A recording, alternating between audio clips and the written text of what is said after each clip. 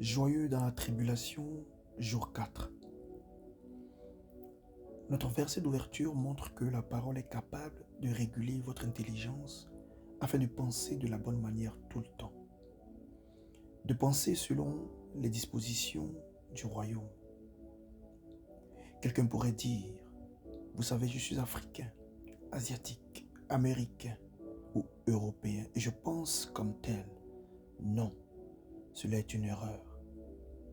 Lorsque vous êtes né de nouveau, vous êtes du royaume de Dieu.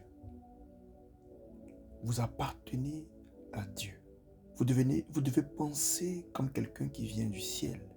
C'est la raison pour laquelle l'apôtre Paul pouvait dire dans 2 Corinthiens 5 au verset 17, « Si quelqu'un est en Christ, il est une nouvelle créature.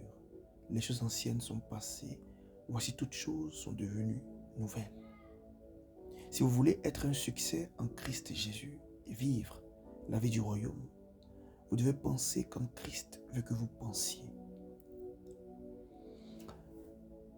Être joyeux quand il y a des tribulations, c'est penser à cette parole de Dieu.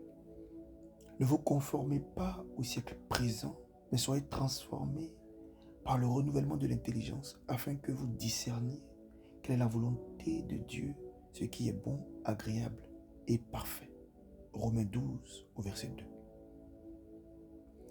Quand vous vous trouvez dans une situation désagréable, dont nous appelons tribulation, votre esprit doit être renouvelé par l'aide du Saint-Esprit qui est le don que Dieu vous a accordé. C'est ça, appartenir au royaume. Appartenir au royaume vous fait penser comme Dieu veut que vous pensiez, conformément à sa parole. Vous ne vous conformez pas à ce monde qui dit que je suis dans le malheur et je pense constamment à ce qui m'arrive. Non.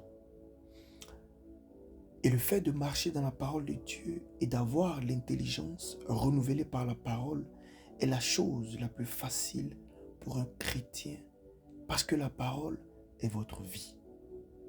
Vous êtes né de la parole, vous avez la vie de la parole. Il est donc plus facile pour votre perception, votre conception de la vie de provenir de la parole. Il est facile pour vous de penser et de vivre selon la disposition du royaume et d'avoir des résultats du royaume. Béni soit le Seigneur.